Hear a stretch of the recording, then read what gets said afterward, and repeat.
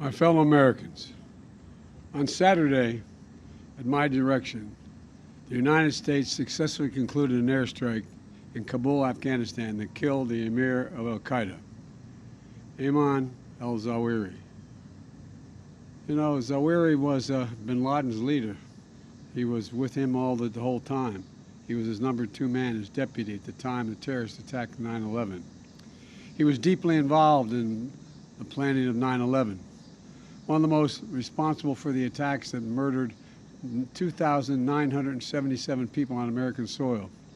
For decades, he was the mastermind behind attacks against Americans, including the bombing of the USS Cole in 2000, which killed 17 American sailors and wounded dozens more. He played a key role in the bombing of U.S. embassies in Kenya and Tanzania, killing 224 and wounding over 4,500 others. He carved a trail of murder and violence against American citizens, American service members, American diplomats, and American interests.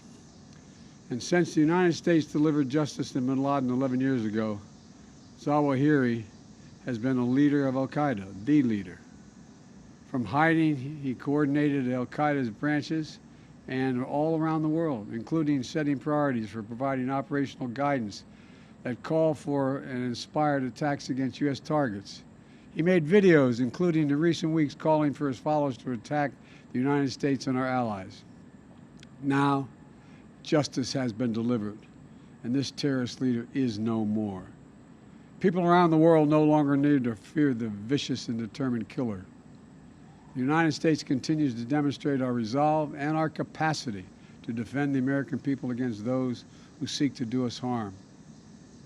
You know, we make it clear again tonight that no matter how long it takes, no matter where you hide, if you are a threat to our people, the United States will find you and take you out. After relentlessly seeking Zawahiri for years under Presidents Bush, Obama, and Trump, our intelligence community located Zawahiri earlier this year. He had moved to downtown Kabul to reunite with members of his immediate family. After carefully considering the clear and convincing evidence of his location, I authorized a precision strike that would remove him from the battlefield once and for all. This mission was carefully planned, rigorously minimized the risk of harm to other civilians. And 1 week ago, after being advised that the conditions were optimal, I gave the final approval to go get him. And the mission was a success. None of his family members were hurt, and there were no civilian casualties.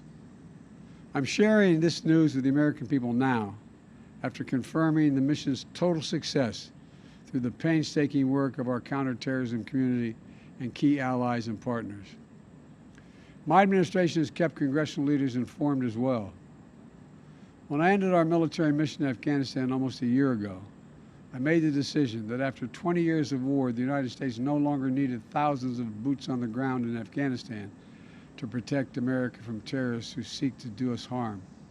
And I made a promise to the American people that we continue to conduct effective counterterrorism operations in Afghanistan and beyond.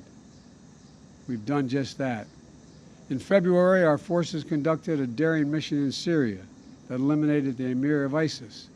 Last month, we took out another key ISIS leader. Now we have eliminated the emir of al-Qaeda. He will never again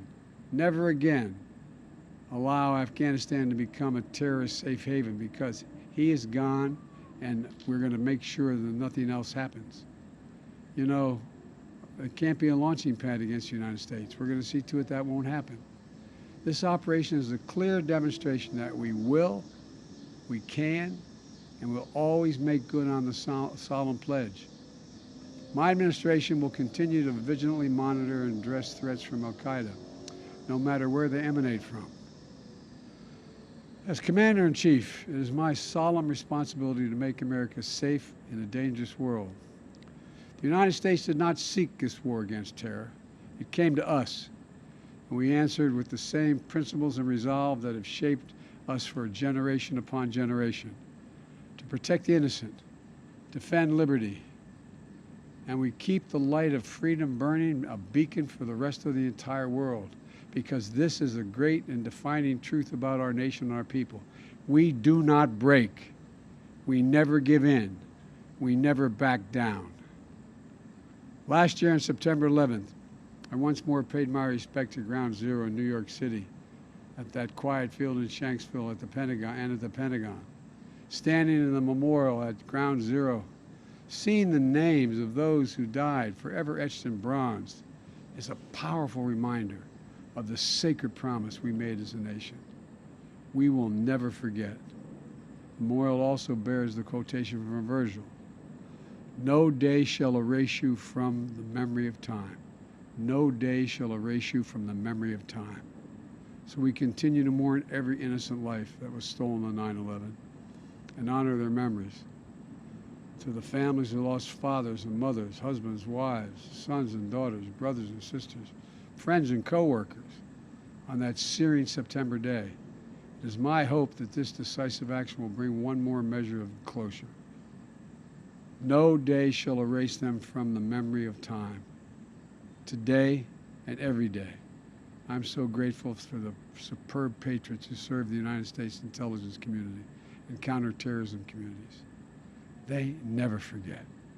And those dedicated women and men who tirelessly work every single day to keep our country safe, to prevent future tragedies.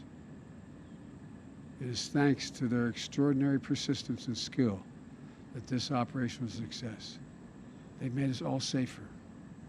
And to those around the world who continue to seek to harm the United States, hear me now. We will always remain vigilant, and we will act, and we will always do what is necessary to ensure the safety and security of Americans at home and around the globe. Today, we remember the lost.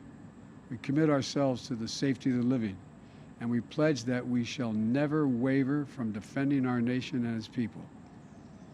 Thank you all, and may God protect our troops and all those who serve in harm's way. We will never give up.